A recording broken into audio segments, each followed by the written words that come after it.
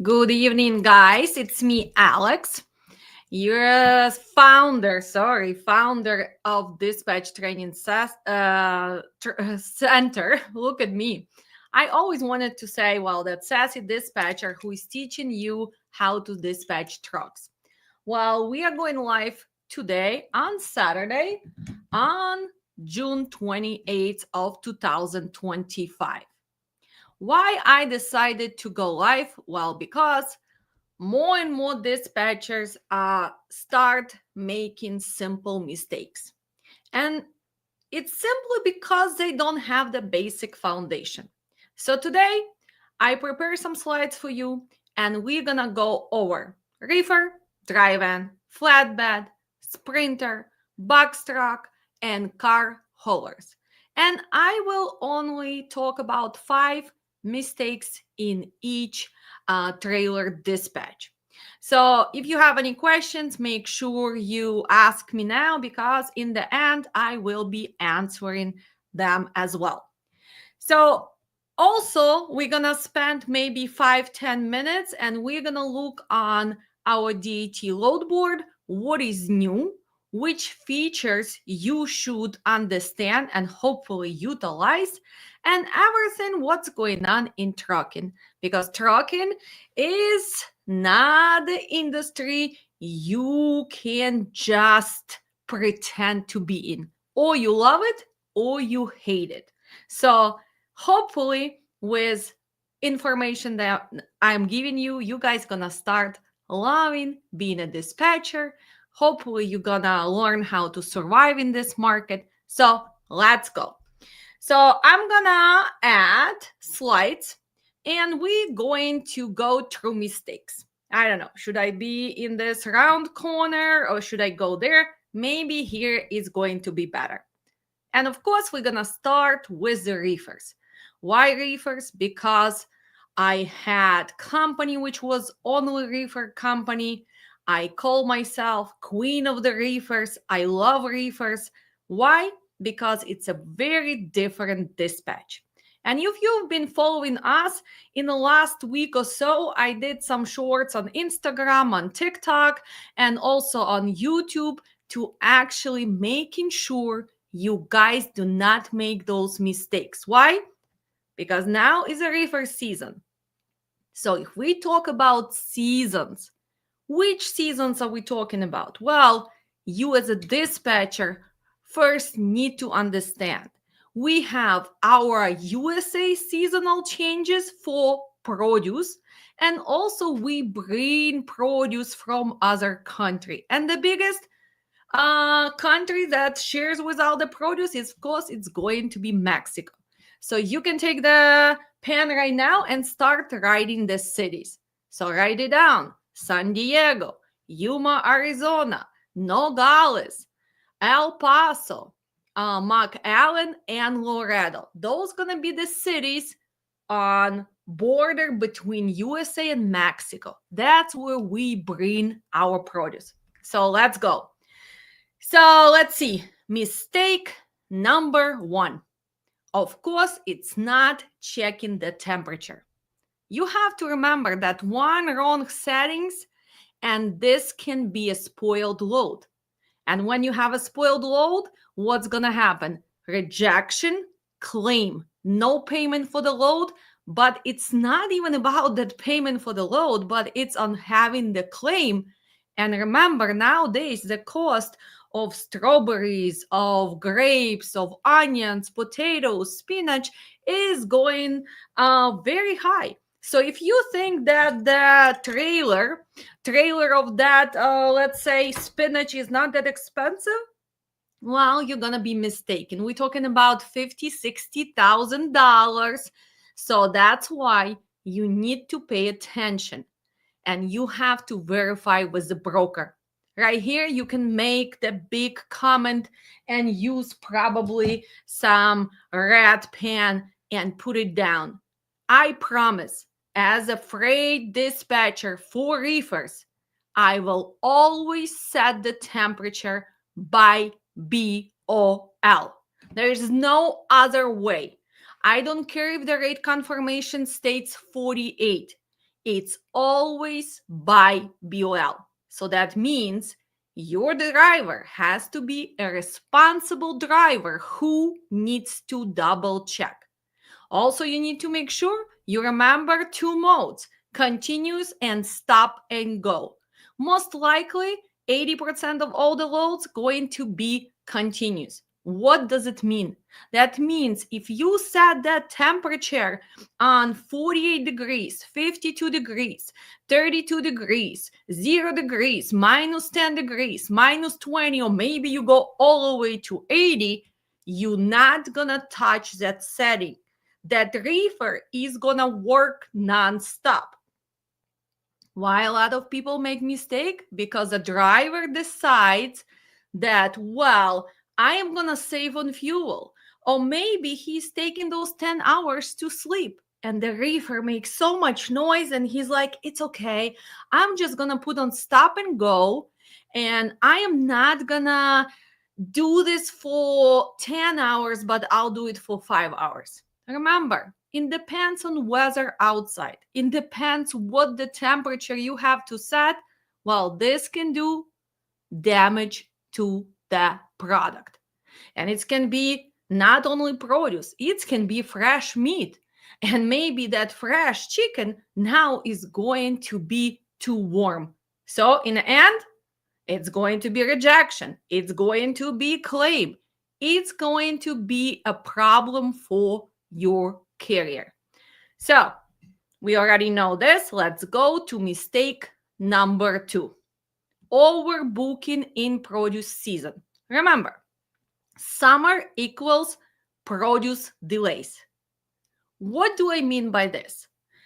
Well, that means, especially now with all this political situation, we have people, for example, live in Florida because of their new state laws. We don't have enough workers in California or Washington. So the farms do not have enough workers who can pick that produce efficiently. So that means, yes, you book the load with one pick, let's say Washington in Yakima. Your driver checks in on time, and the broker promised you that the load is going to be ready for sure no later than 4 p.m. Well, 4 p.m. is there, 5 p.m. comes, not even the truck from fields are coming back. Why? Because they're still picking those cherries. Or maybe you got lucky and they picked them, but now they have to package them. They need to pre-cool them. Same happens with watermelons. You go to Florida and those watermelons are still laying on the fields. And for God's sakes, if you had some rain, no one's going to pick up that produce now. So you have to wait till tomorrow. So now we're talking about layovers. Now we're talking about the load cancellation if you pre-book your second load. So if you guys dealing with a produce, do not pre-book the second load until you are loaded, until your driver is on the way, and until you know realistic ETA, estimated time of arrival. And I want you to be realistic with all the road checks nowadays for English efficiency, with all extra regulations, with upcoming safety check of Safe Driver Week, right, in July, and then in August. Remember, you might be faking that ELD, but the chances they're gonna stop you are really, really high. So have realistic transit by hours of service. Okay? So make sure that you have some buffer time. Mistake number 3. Well, if you did not ask your broker for washout, if washout is needed, and maybe your driver is not really taking care of that trailer, what's going to happen? Well, your driver drives 100 miles deadhead, if you're not that good dispatcher. He comes and he checks in at some dairy farm. And what's going to happen? Well, they're going to reject his trailer due to not being food grade trailer plus some commodities are required washout before loading. And we already know them, right? It's eggs, it's dairy product, it's fresh meat, chicken, turkey, beef, uh, any fresh meat. You need to have washout receipt before loading. Take your pen and write down here. For the eggs, you will need to wash your truck inside a trailer inside out and your truck outside. So how much is it going to cost you? Well, it's going to cost you a little bit. So as a pro dispatcher, should you ask for reimbursement for washout for your trailer if this is required by broker? Yes, yes, and yes. But let's say your trailer is dirty and broker did not ask you to wash out before pickup. Can you ask for reimbursement? No, because your trailer has to be food grade trailer. If it's a reefer, if it's a dry van, and what is a food grade means? That means it's clean, odorless, no debris. So that's what it means. Okay. Well, mistake number 4. You did such a good job. You negotiated for that load, and now you set the temperature on stop and go or continuous. You even ask your driver to send you picture. It looks like everything is perfect. And now you're taking that load from California, let's say, all the way to the Hunts Point Market. We're talking about 4-5 day transit. So you, as a dispatcher, just regular dispatcher, you don't really check for the 5 days what's going on. But as a pro dispatcher, you're gonna double check at least twice a day. In the morning and at night before the driver goes to sleep or whatever his driving situation is, you want to verify, hey, Mike, is the temperature still on, let's say, 42 continuous? And if you're not sure, the driver tells you the truth, make sure you ask for picture when he stops again. Remember, some drivers are going to be so smart and they're going to send you the same picture that they took a day ago. So make sure you FaceTime them or double check.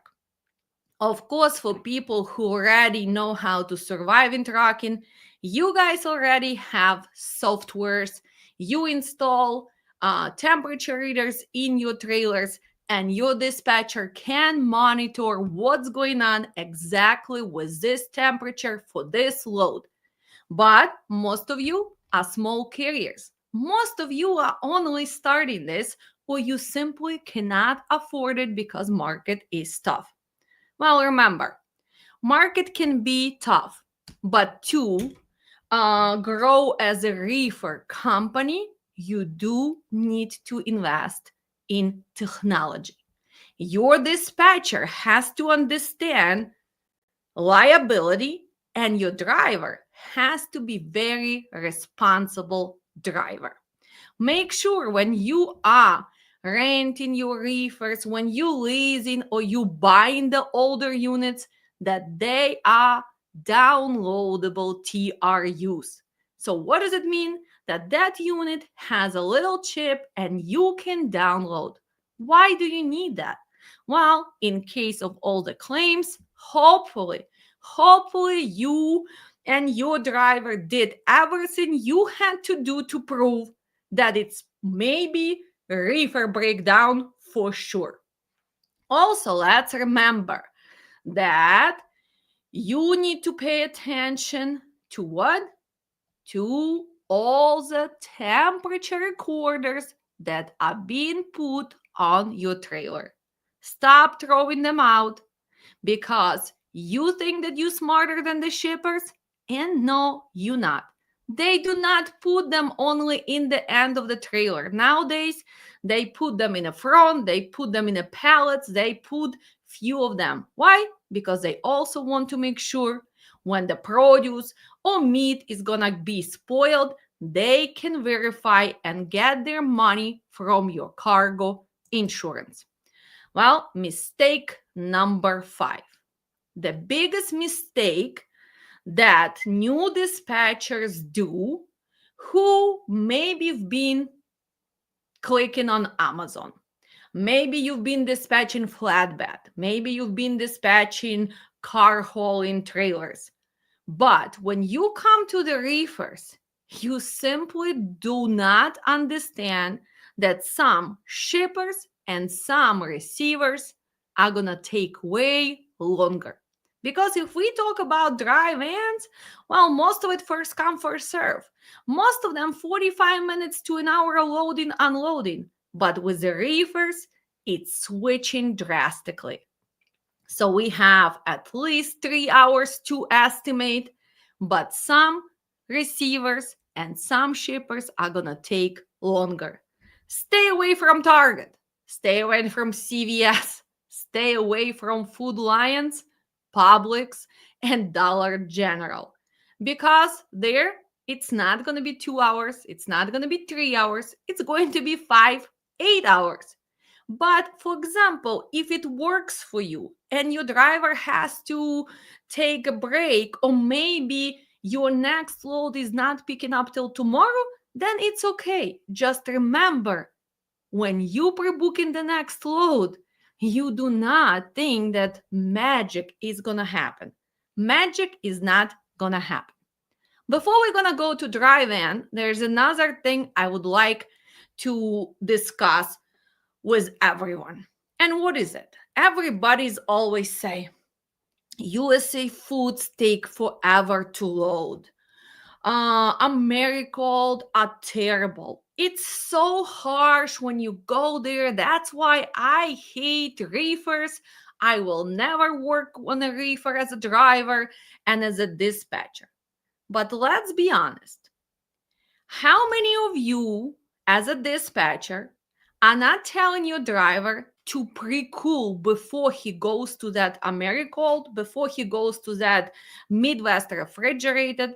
How many of you just let driver drive 80 miles deadheading, and that reefer maybe was delivering, let's say, dairy product, and now you have to be at -10? So he gets to appointment. His appointment is at 11 o'clock. Well, great driver. Yes, he checked in on time, 11 o'clock. But he's picking up frozen load. 0, -10 degrees. What's going to happen now? Even if they're going to give him dock, they are not going to put product until his reefer is going to pre-cool to that -10 degrees, to 0, to -15.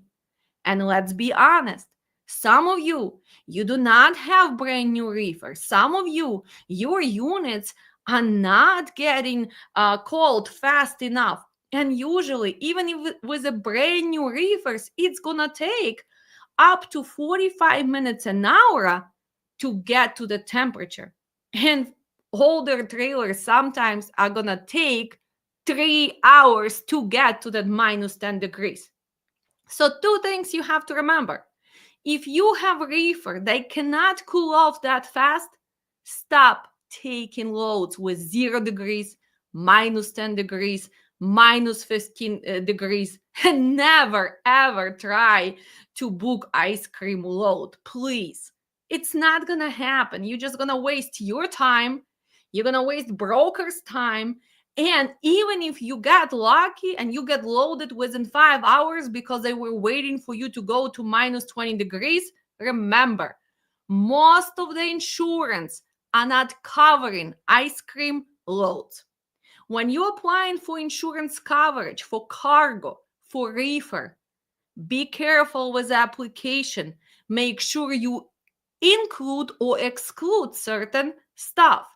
So remember to always include fresh meat. Specify that it's going to be fresh beef, that it's going to be a fresh chicken.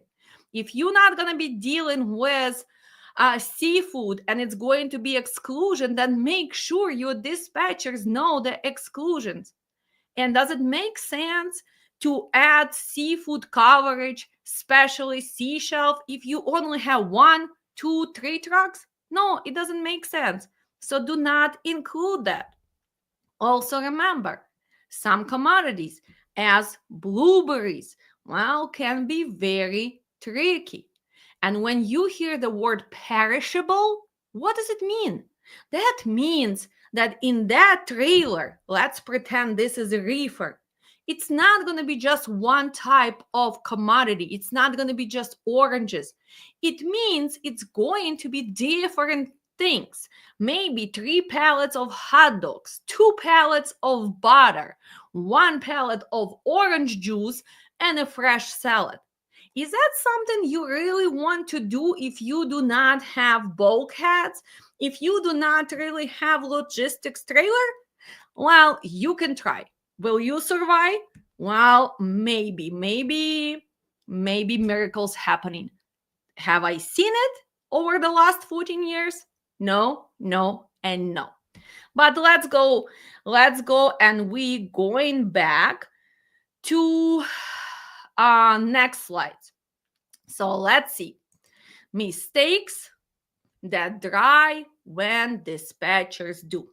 Okay, sorry, it's 6 p.m., but I need my coffee. Okay, let's continue. So now we're talking about dry van. So mistake number 1, booking heavy loads. Remember, in reality, yes, the brokers think we all can scale 46,000 on the weight for dry van. But is that really the truth? It all depends on your truck, because different trucks weight different, right? Let's say Volvo is going to be heavier than Freightliner. Peterbilt is going to be heavier than Volvo. It also depends what you have on your truck. What if you have a fancy Deer Guard? So what do you have to do as a dispatcher? You need to make sure you ask every driver to go to CAT scale and give you empty scale ticket. Only then you can know that exactly this guy, let's say I see Rostislav is watching. Exactly this guy, Rostislav, he has Volvo, he has dry van, he has a Deer Guard, and he has whatever he has in his truck, but his empty scale ticket, let's say 35,000. So how much can he scale now? Remember, legal weight is 80,000. So what do you have to do as a dispatcher?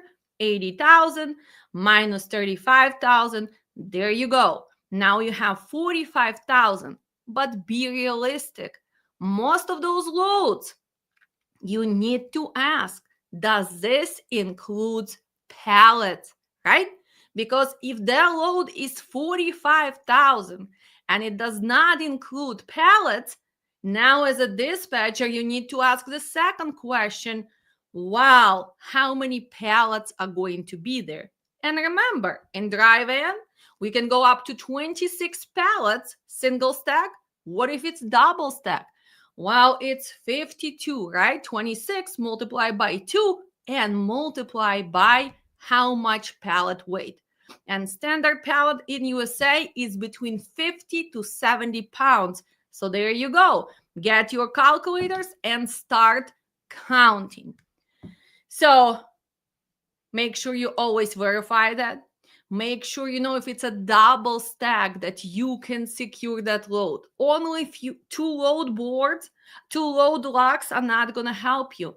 So probably you need to invest in E-Track securing system, right? Well, mistake number 2, multi-stops. A lot of dispatchers jump for the price. And they're like, well, it's a great load. It's the highest posted load on the DT, because what do? You organize by the highest paying load. And what's happening after? Well, I can tell you what's happening after. And then you receive rate confirmation. And after you put all your pickups and deliveries, now this is becoming a nonsense load. Your rate per mile is going down. Now your transit, instead of 1 or 2 days, becoming 3 days. Or now you have to push your driver to fake that ELD because you simply didn't calculate. Can tell you this from my own experience. Stay away from multi-stop, multi-peak loads. The best load for any dispatcher, reefer, flatbed, step deck, Conestoga, is what? One peak, one drop. No touch to the driver. So make sure that if you decide to play this game, get all the zip codes, look at the map, look exactly when it's going to be first drop, when it's going to be second drop, and look at the area where you're going. But again, if you're listening to me, do not even tell that. How can you say politely to the broker, instead of just, we don't do that, and hanging up? You can say something like this. Sorry, but my company policy is we are not taking multi-pick, multi-drop. Do you have any load which is one-on-one? So does it make sense to answer like this? Yes, because remember, every time you try to be sassy like me, probably first you cannot do that yet because you don't have that much experience. But I don't even do that. I want to make sure that I continue conversation because maybe this guy has one-on-one. Let's go to the next. Mistake number 3 for dry vans. Again, you need to verify. Is it floor loaded? Is it palletized? And if there gonna be any lumpers. When we talk about lumpers, well, 3 scenarios. They can be prepaid by customer. Who is a customer? I don't know, buyer for macaroni and cheese. It can be Walmart. It can be somebody in the middle, but it's prepaid. In this case, you don't have to worry about anything. Second scenario, the broker tells you, well, Alex, there is going to be lumper right here. Make sure you verify what is the approved amount. And usually broker is going to tell you, lumper is going to be around $100-$150. Please, can you make sure your driver pays? You submit lumper receipt and we're going to reimburse you. Scenario number 3, the broker tells you, well, when your driver is going to get loaded or unloaded, he needs to call us, let's say TQL, C.H. Robinson, RXO, and we will authorize lumper and we're going to give him T-check, COM-check, Fleet One check, whatever they are using. So are we all good on those lumpers? Yes. But the biggest problem with a drive and dispatcher is this one, floor loaded commodities. When you hear floor loaded, right here, I'm teaching you one trick. Sorry, sir, but we are not authorized to take floor loaded products. And the broker is going to try to sell it to you. He's like, oh, don't worry about it. They're going to load it and they're going to secure it. Well, remember, red flags. First red flag is it's going to take longer to load and unload because it's not like it's pallets, right? It's easy. Pick up the pallet, put the pallets in, and also unload. Live loading is always for floor loaded product. It's a long time. Do you want to waste your time on shipper or receiver side? No, no, and no. But the second biggest problem with that, it's a shipment of that. Your product is gonna shift. And when product, let's say, I don't know what they're bringing. What do I have here in front of me? Oh, maybe, I don't know, rocks, right? So they put floor loaded crystals. And now they are shifting. First, they can be damaged. So instead of this beautiful crystal, well, you're going to deliver half of the crystal. So damage to your cargo. And again, what's going to happen? Claim, claim, and claim. And whose fault is it going to be? Is that going to be broker's fault, shippers, or receivers? Well, let's think about it. It's going to be you as a carrier, because the moment they put those rocks on your truck and they close the door, now this is your responsibility. You're supposed to pick up on time, you're supposed to secure the load, and you should drive it without making any damages. So that's why. Do we understand? We are not taking floor loaded product, and we're gonna leave it to whom? To desperate dispatchers and carriers who don't know what they're doing, because you're trying to be a pro dispatcher. Mistake number 4: booking loads without checking receiver hours. Well, let's see. And again, it can go not only to dry van, but for any trailer you dispatching. Well, first you have to remember, first come, first serve. There's still going to be time. First come, first serve from 7 till 2. First come, first serve from 11 till 5 p.m. So you still need to verify, are there appointments required? Because a lot of brokers, that's how they get you. They say, oh, it's an easy facility, first come, first serve. But when you ask, are you sure there's no appointment? Most of them are going to say, yeah, usually we need to give them updates and you have to call with ETA. So remember, a lot of those facilities still have appointments. But if you are really booking load with appointments only, well, ask the broker. Did you make appointment? Do you have confirmation number? And when the broker tells you, well, Rostislav, actually, it's going to be determined, TBD. Should Rostislav agree to that and sign that rate confirmation? No, do not do it. This is going to be the biggest mistake you're going to make while learning how to dispatch. Why? Because it means that they did not get answer. What's going to happen? You go, you put my beautiful rocks, floor loaded.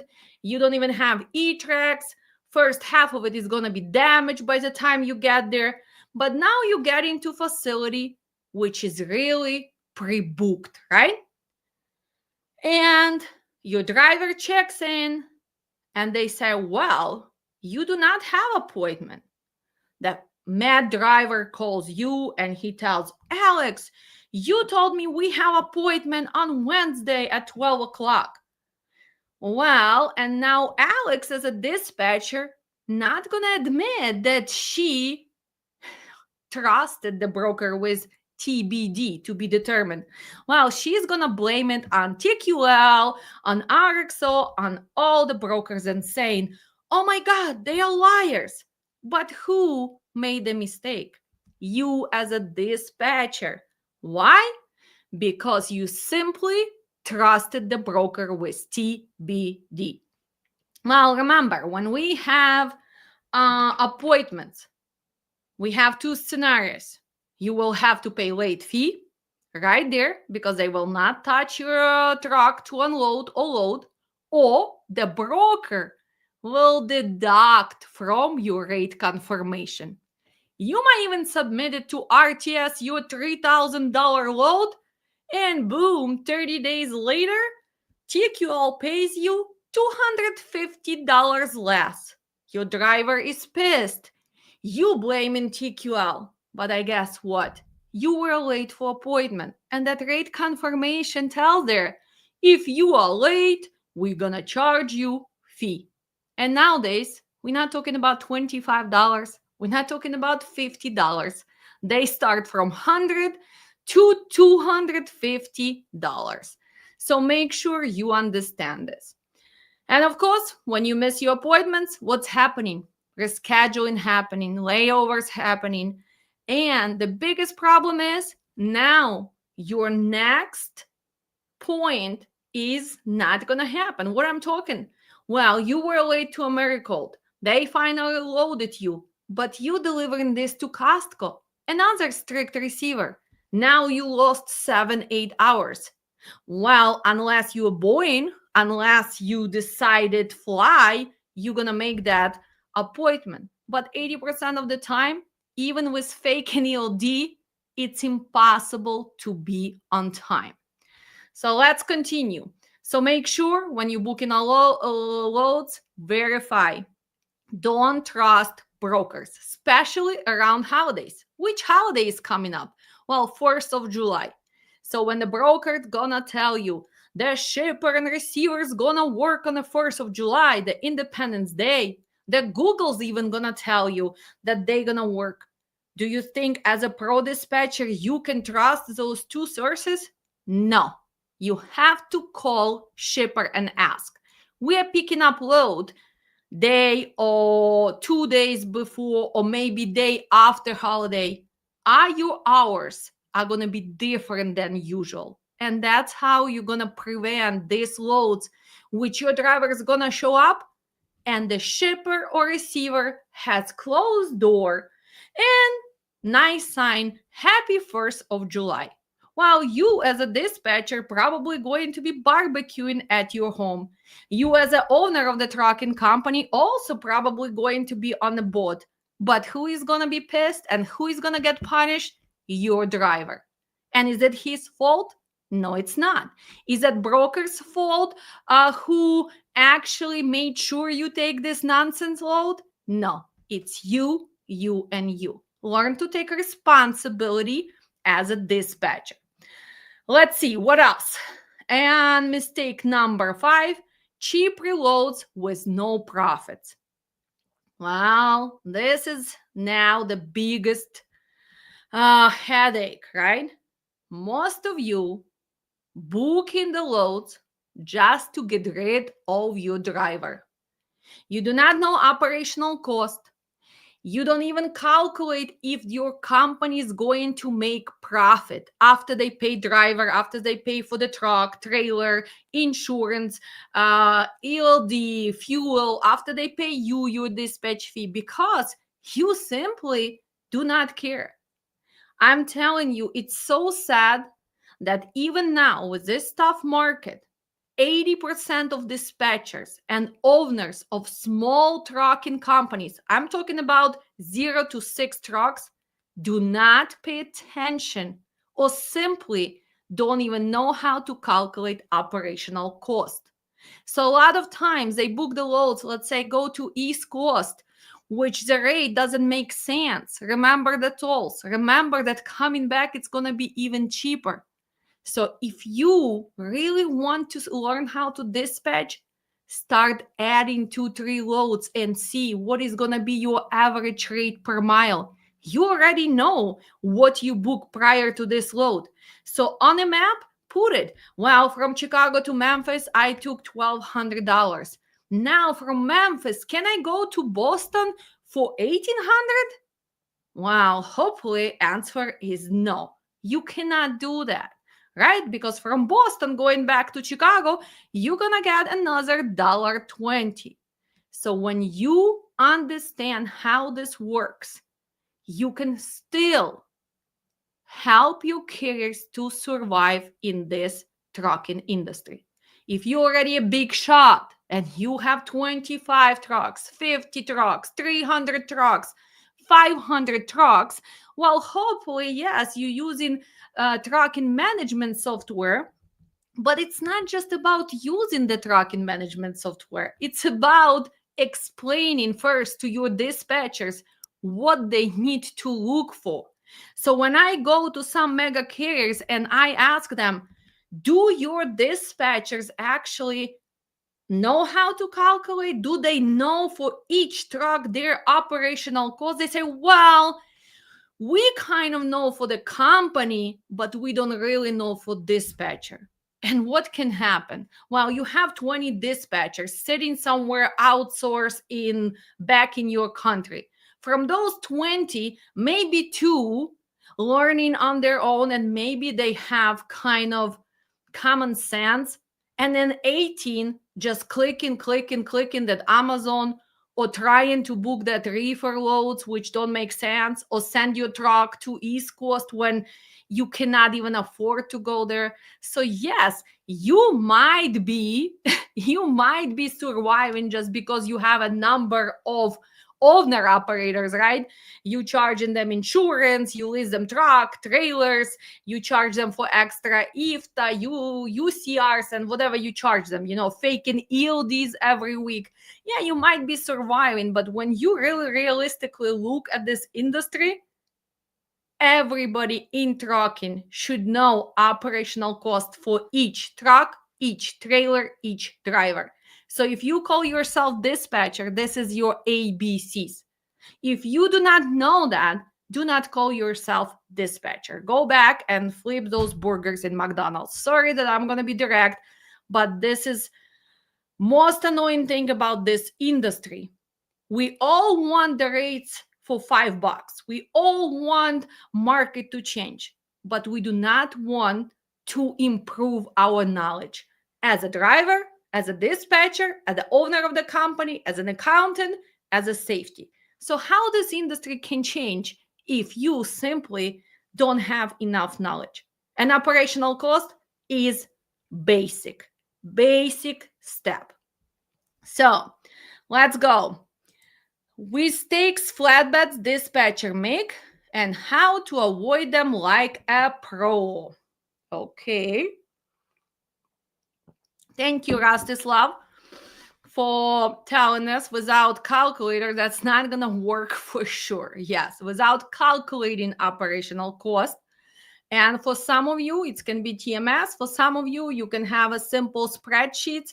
You can make one in Excel as long as you understand fixed cost, variable cost, and you really know the numbers for your truck. But let's go to flatbed.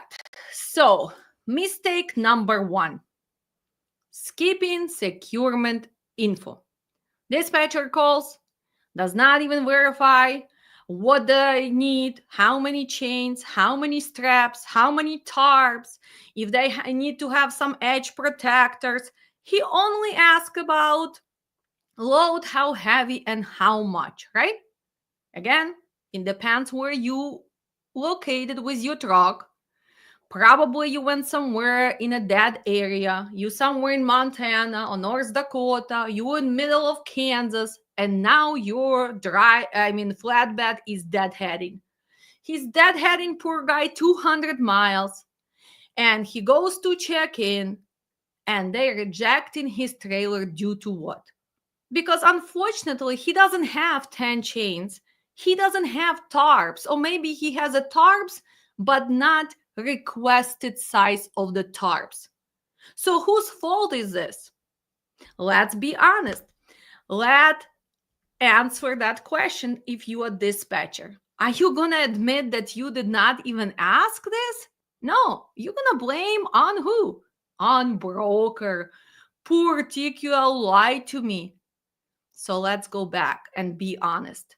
Before you send your truck, especially if you are willing to tarp, you need to verify. Also, you need to double check with your driver, maybe once a month, and ask, hey, Mike, let's say, do you still have these tarps? Because what happens? Sometimes people steal tarps on a truck stop. Sometimes they rip, they break. Sometimes chains get broken or straps are not working anymore. So don't assume because you start dispatching this guy a year ago that he still have the same equipment with him. So who needs to do that?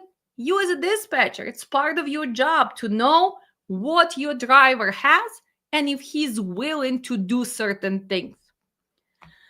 A lot of times I hear this. I am driver for flatbed, but I am not willing to tarp. Do you want me to be honest with you and direct? Then you should not be a driver for flatbed. Because to find the loads with no tarps in this market is impossible. If you're not willing to tarp, then maybe you should switch to Conestoga. So the drivers who have that attitude, well, if they ever apply or if I ever had to deal with them, the question was simple. Do you really want to do this job? Then you have to tarp. If not, let's switch the equipment, right? If the reefer guy tells you, I don't like the noise, so I'm gonna turn it off, well, should you hire him? Well, probably not, right? So there is a specification in depends on what type of trailer you are dispatching. Let's go to mistake number 2. Again, here, see, ignoring tarping details. Well, besides, you have to ask your driver if he's willing to tarp, and hopefully 90% of your drivers who on flatbeds are willing to tarp. They're hardworking guys. They want to make money. They want to secure that cargo. You have to remember, it depends on what they putting on your truck, on your flatbed trailer. Well, sometimes it can take 1 to 2 hours to tarp, but sometimes even more. So as a dispatcher, when they say that everything has to be tarp and you know the heights of, let's say, that machinery, I would verify with your driver, is he willing to do that? Because it's not that easy to tarp something which is really taking the whole flatbed and it's really tall, right? Picture yourself. Do you think those tarps are really easy to throw and secure? Well, here I want to say thank you and my admiration to all the girls who are actually flatbed drivers, because I mean, I see some of you YouTubers, TikTokers, I am just amazed because you do it so fast and I like how they do it, right? And they go and they secure. And from my observation, actually, I can admit, I think that girls on flatbeds are doing better job in securing the cargo than guys sometimes. So here you go.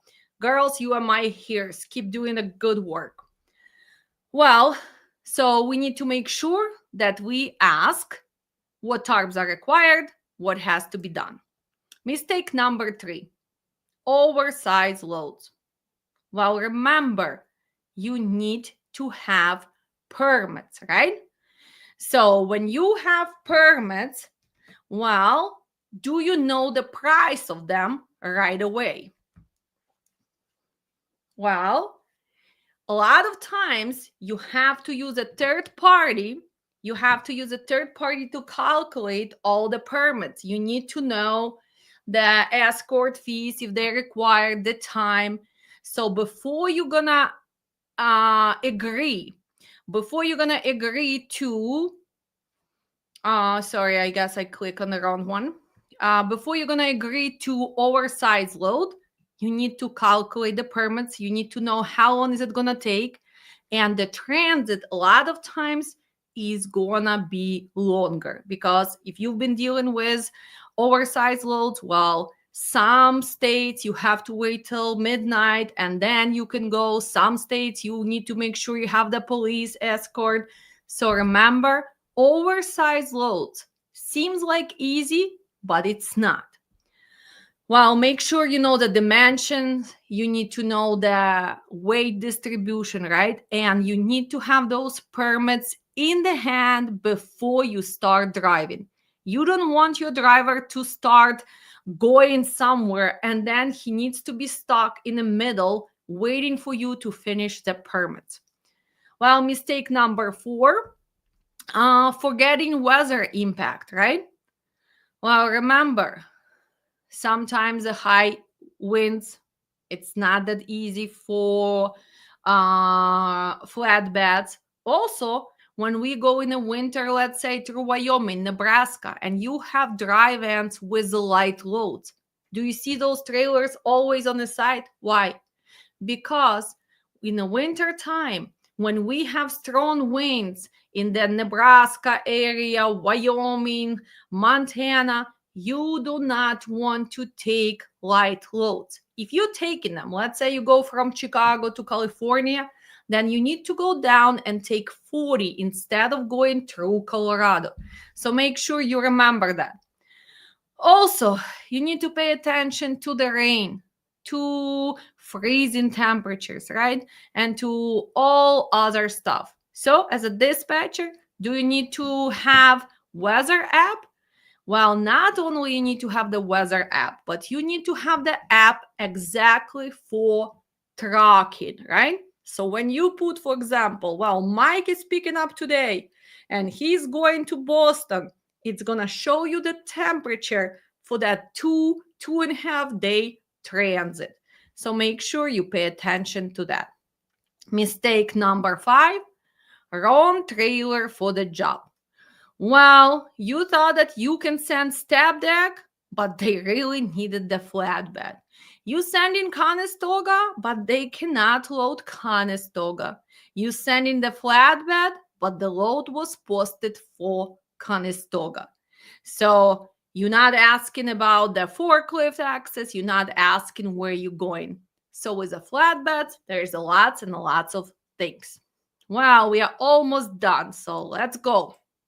Mistake for box trucks. Ooh, box trucks, right? Everybody wants to go into trucking and they all want to start with a box trucks. Why? Well, first, you don't need a CDL driver. Second, they do not belong to drug and alcohol program, so it's easier, right? We all know the problem with drug usage between the drivers, so that makes it easier, but it doesn't mean that you're gonna survive. Box truck is way cheaper than semi truck, right? So insurance is cheaper. Dispatching kind of the same, but what's the biggest problem now? Well, the biggest problem, overcapacity in the box truck market. Why? Because people think it's cheaper. So they all jump and they open MC and they buy a box truck, right? And we don't have enough loads to actually make it profitable for most of you. Also, if you are brand new, you don't even know that a lot of times they still not gonna give you loads because your MC is only 1 month old, 3 months old, 6 months old, right? But let's see the biggest mistakes that dispatchers do when you are working with a box truck. And again, we're going back to weight limits. So box trucks often have lower weight capacity. So if you're watching me right now, let's see. Who knows? What is the weight capacities for the box trucks? Well, again, if you're going to be overweight, it's going to cost you fines, damage, claims. So you need to confirm the load weight and a pallet count up front. You need to know exactly what is the empty scale ticket for your box truck. Don't think that they're going to be the same. Different trucks have different equipment inside, so you need to know your empty scale ticket. Mistake number 2, assuming the dock high access. So look at this. Pay attention. Many box trucks on dock height.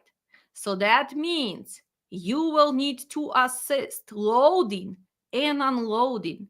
You need to have a working pallet jack with your truck, right?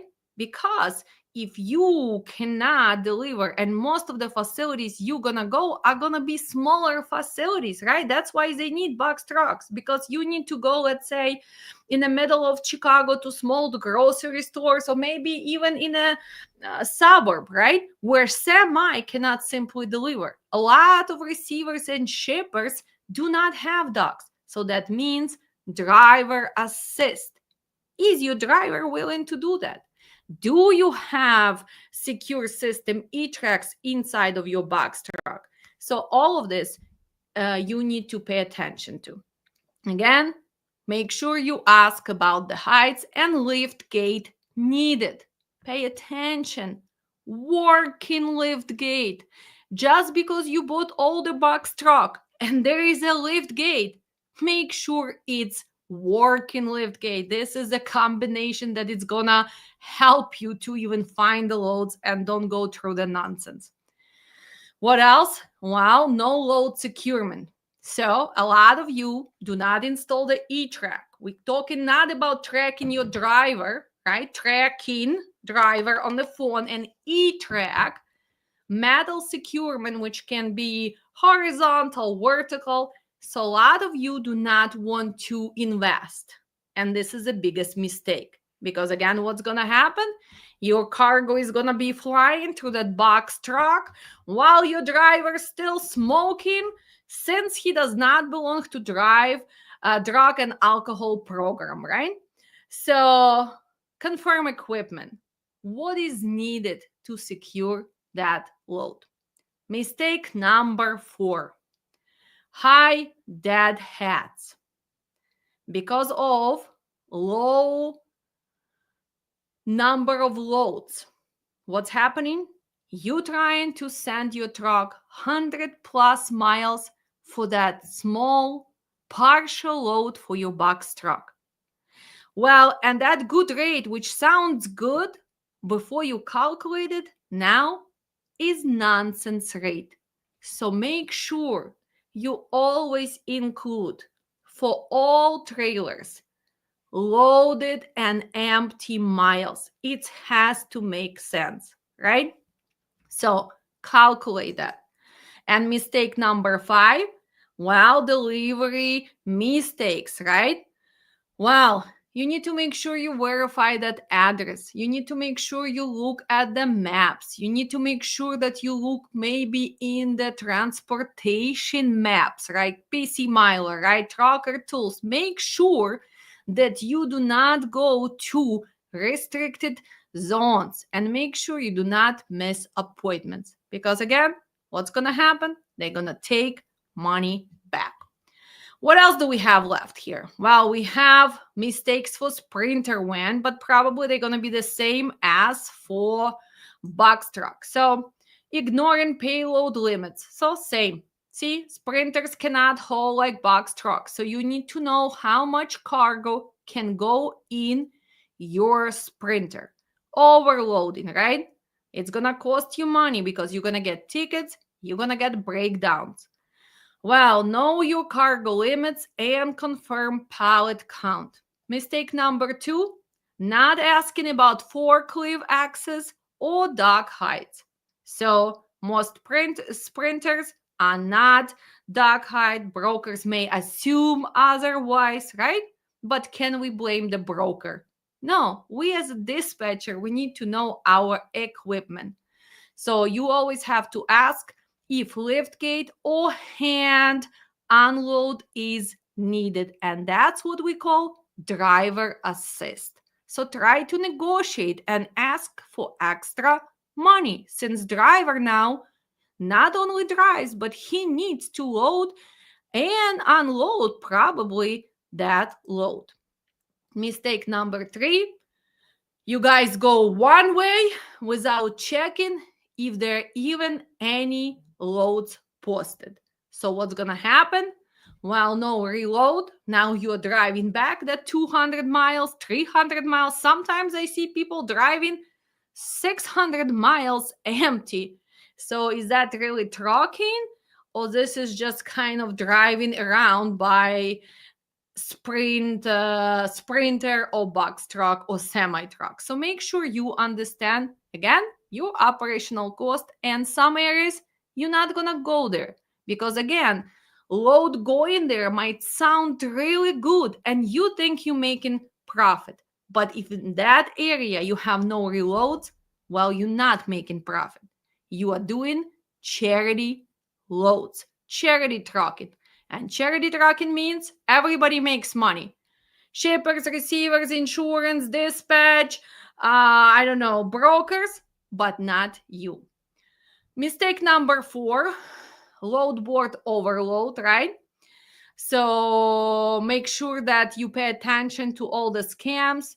Don't try to buy into those access for selectus or people reposting their load. So make sure you know what you are doing. What else is here?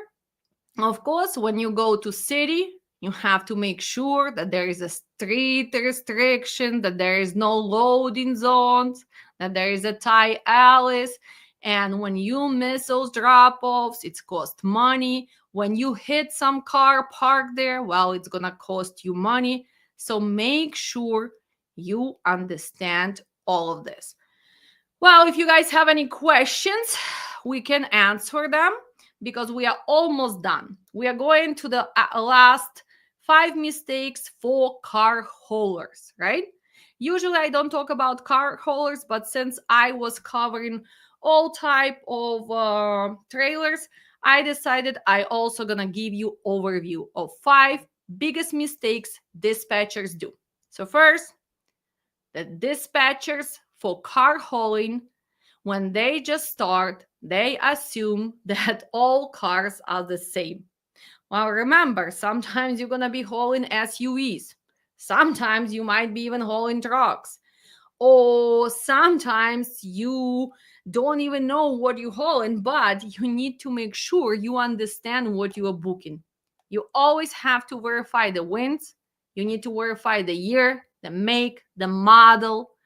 And mistake number 2, well, bad pickup drop off sequence. So, what that means? Well, as a car hauler, you need to build that pick up and drop off. It makes logic. Let me just be kind of silly about this. Let's say the first car you pick up in Madison, Wisconsin. The second car you go and you pick up in Indiana somewhere. And then you go back to Appleton, Wisconsin, upstate Wisconsin, and then you go in towards Missouri. So did it sound correct? Not really. So if you in Madison, Wisconsin, probably first you need to go to that Appleton, Wisconsin, only then go to Indiana and then go to Missouri. So there has to be logical route planning, right? Again, when you loading in a wrong order, or if you unloading in a wrong order, what's gonna happen? Delays, fines, and you are losing your time and you are losing your money. Make sure you plan your pickups. Make sure you look at the location and you not kind of thinking that if you are a car hauler, you don't have to follow hours of service. You can just drive as much as you want. I know lots of you are faking that, but still, there's still the same rules. There's still the same regulations. And you as a dispatcher for car hauling need to calculate that transit as close as possible to reality. Mistake number 3, didn't ask if it runs, right? So you send your driver and there is an old car which maybe does not even have an engine, right? Somebody's buying just the body. So now how are you gonna load that, right? So that's mistake which happens all the time in car hauling. So make sure you need to understand this, because asking about the keys, right? Big delay. Where is the keys? Always ask this. Look, I put it for you, a keys. If it's not running, it's gonna cost extra time, equipment, and risk again, because even if you found somehow you loaded on your picking up side, well, you still have to do the same when you deliver it somewhere. Mistake number 4, blind bookings from load board, right? It's a lot of scam going on. It's a lot of bait loads. So make sure you verify addresses. Make sure you double check on who you booking with, who you calling, where is the rate confirmation coming from, right? So call and verify all the details. And mistake number 5, ignoring bad reviews, right? So when you dispatching, you need to pay attention to reviews. Well, late payers, if they don't pay on time, what's going to happen? That means that you're not going to receive that on time. What if they've been known as a rude customers? Doesn't matter if it's a dealer or not, but they can be rude and they give a hard time to the drivers, right? Or maybe it's a lot of claims and damages. So make sure you do not risk it. You always have to check the rating on your central dispatch booking load board, and you need to make sure and ask, have you hauled for this broker before or the company? Well, guys, we are done. It's Saturday. It's 6:35 p.m. For people who've been watching, thank you so much. For people who've been asking me, okay, Alexander, how are you today? What's the gross and RPM nowadays average, if that is not a secret? Well, let's see. Is that a secret? Well, so let's remove this and let's add DAT. By the way, since we were talking about Sprinter van, since we were talking about, let me make it bigger here. So look at this. Since May 30th, I don't know, maybe some of you did not pay attention, but DAT added specialty loads and trucks. So now we do have option and we can search and we can post Sprinter van hazmat, reefer sprinter, straight box truck, straight box hazmat, power only load out. So this happened on May 30th. So if you guys did not pay attention to this, make sure.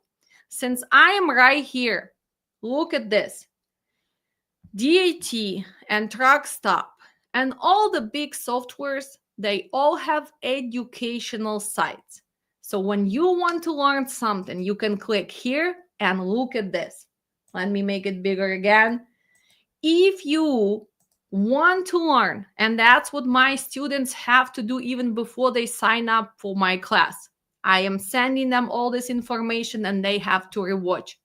You can learn how to save shipment, how to book, how to search, how to post.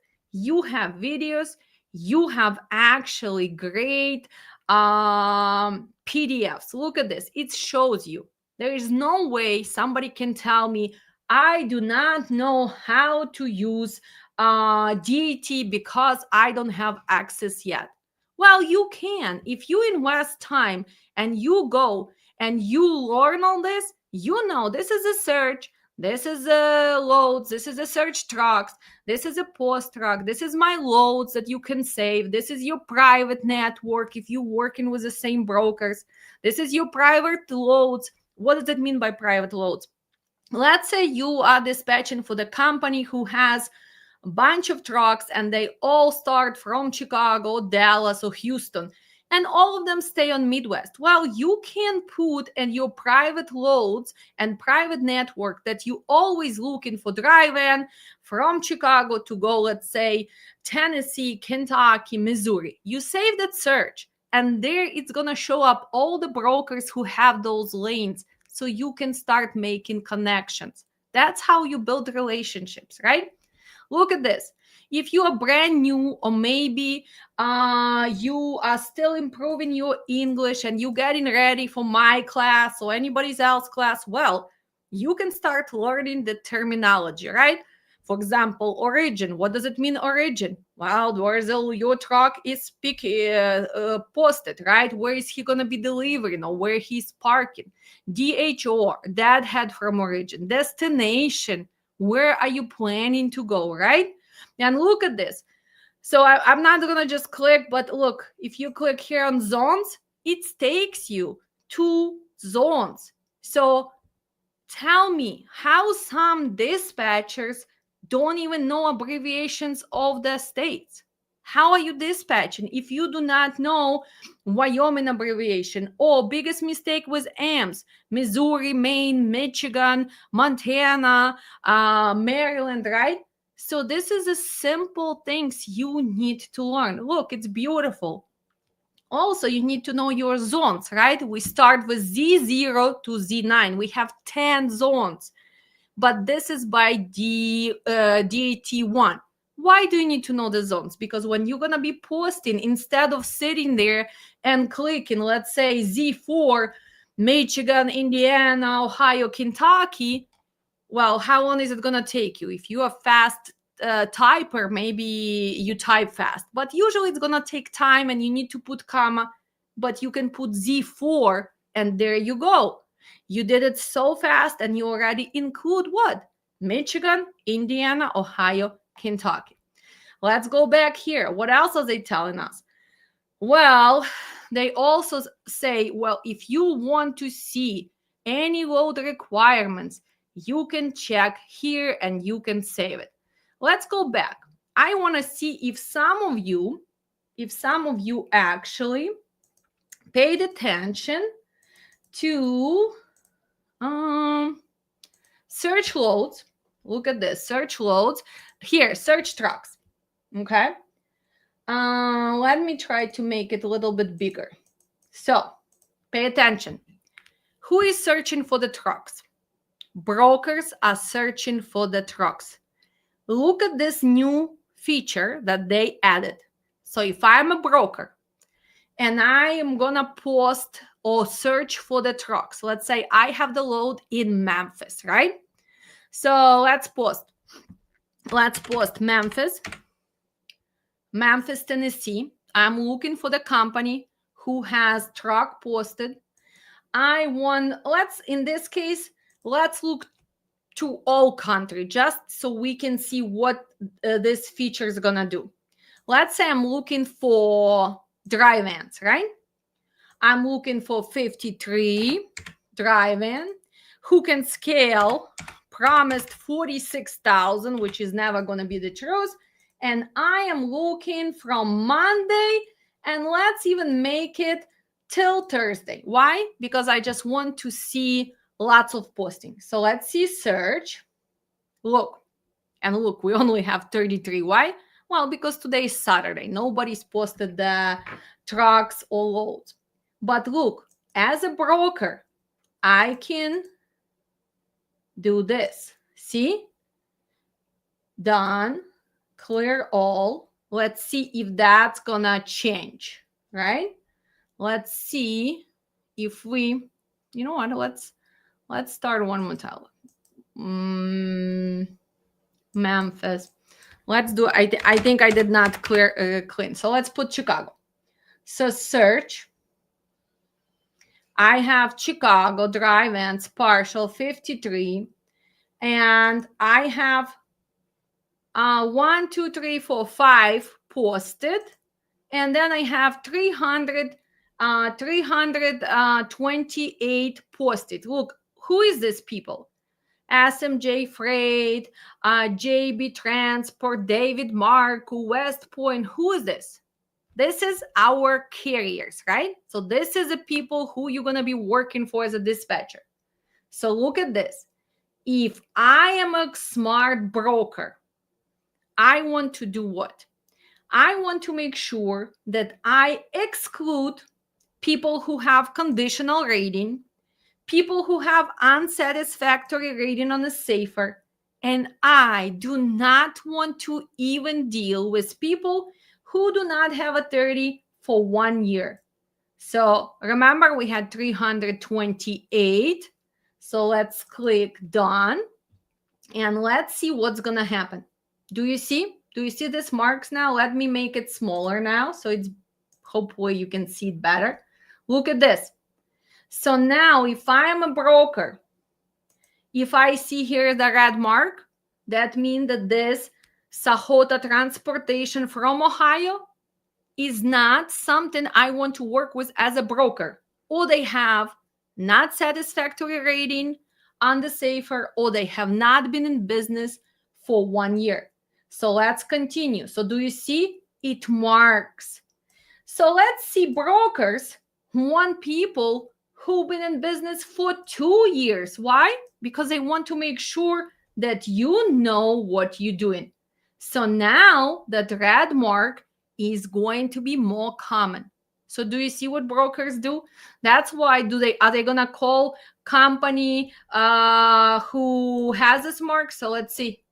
So now we're going to see how many people are not qualifying. Who is this guy? White Low Trucking from Canada. Ultimate Freight System from also Ontario, Canada. Topland Express. TD Freight. Who else? Sahota Transportation. Let's see. Okay. But do you see? So this is a new features. But we already have been working and you've been listening to me for probably what, more than an hour. So we will be done for today. Let's see if we can answer anything here. Oh, so hold on. We wanted to answer Rostislav, right? Rostislav was asking, what are the prices nowadays per mile? So let's share that with for him. Let's go to Threadlines and let's see. Accept cookies. Let's scroll down. And this is our rates right now, right? So for June, we're still at $2 per mile. Flatbeds, $2.57. Reefers, $2.35. You have to remember, this is not including empty miles. So that $2 is realistically $1.90, $1.85 for some of you who have high deadheads. That $2.50 for flatbed is probably $2.10, $2.15 if you're not adding partials. And again, if you're not eliminating those deadheads. And it's probably $2.10, $2.05 for reefer realistically. So when Rostislav is asking me, well, what is the gross nowadays? If this is a secret, so let's show this. So he's asking, right? Well, let me ask you, Rostislav, are you going by logbook? So if you're going by logbook, let's say you are flatbed, let's say you have a decent dispatch, 250 with all miles. So how much can you make? So let's see. 250 per mile, multiply by what? By legal runs, right? 12, 13, 12, okay. So multiply by 12,000. Okay, so we're talking about 28,000 divided by 4. So 7,200. Again, if you have better paying partials, that 7,200 maybe is gonna go to 8,500. But when somebody's telling you, well, I have 12,000 per week, I have 10,000 per week, well, we all know, right? What do we know? We know that this is not legal runs. And it's so funny, and actually it's sad. Been talking to a lot of drivers, and they are husbands, boyfriends of my students, the girls who took the classes and who dispatching. And the reality is very sad. Those guys are driving nonstop. They're driving 1,000 miles. They are driving 5,000, 6,000 a week. And well, it's going to get to the point where first, you could never buy your house back, right? It's going to get to the point when you're going to be so tired that you will get into that accident and you might die and you might kill other people. And it's going to get to that point that finally you're going to realize that driving more miles, but when your rate per mile goes down, you're not making more money. So start really understanding how trucking works. So if you want to make more money, you'd better have 7,000, but your rate per mile is higher. Maybe you taking shorter loads. Maybe you sticking to Midwest, and you're gonna have the same profit as driving 5,000 miles by $1.80, $1.70. And it's always been kind of miracle. And I always wonder how people don't just sit down and calculate all of this. Because if you sit down and you calculate well, logically, you're going to make decision. I'm not driving 6,000 miles. I'd better make sure I tell my dispatcher that we are switching to shorter loads. Maybe we are switching to different areas. It depends on your equipment. Yes, Rastislav, work smart, not hard. And I hope you're one of those drivers who stop driving those nonsense miles. You took my class, you know what it is. So if your dispatch needs to improve, well, maybe it's time to improve. One more time, what's going on? We are starting our July training. It's going to be Wednesday night classes. I've never done it during the week, but lots of you asking due to the summer, and because some of you still working on Saturdays and Sunday, some of you goes to churches. So I mean, I am gonna try to do this class. We have a bunch of people sign up, but if you're still looking to try the dispatch training during the week, this is our starting day, July 25th. Well, thank you so much. Hopefully, you guys learned something. Hopefully, we are changing trucking for the better. Always thankful for my previous students for all the time joining our lives, liking, commenting, and changing trucking for the better. I see Mohammed is watching us all the way from overseas. Wow, Mohammed, it's really early. did you wake up because of the telegram noise? Hopefully not. Look at this. Looking for graduated dispatcher with 100% focus on trucks, flatbed, step decks. Oh, there you go, Osman. Osman have been watching us for a long time, and he's an owner, I do believe, in Arizona. So you know who is going to be your best catch here? Is going to be Rostislav, because he is very smart. His English is perfect. He took the classes, and he is a flatbed driver. So text me, and I guys connect you together, and hopefully, Rostislav, this is going to be your chance to do what? To stop driving and dispatching, right? But Osman, I'm very serious. He would be the great candidate for you. So make sure you have my phone. Usually you text me on the TikTok. So make sure you send me the private message so I can respond. But anyway, guys, holidays are coming on. Pay attention to closing for the shippers and receivers because it's in the middle of the week. Be realistic about this. And remember, all the drivers deserve to come back home. So make sure next week you pre-book. You do not buy that TBD BS from the brokers, and bring them home so they can enjoy fireworks, so they can enjoy the barbecue, and that you do not have headaches when your drivers is going to be pissed at you, swearing at you, and blocking you forever. Well, happy holidays, and I'll see you guys soon. Have a good week, and again, thanks for the likes and shares.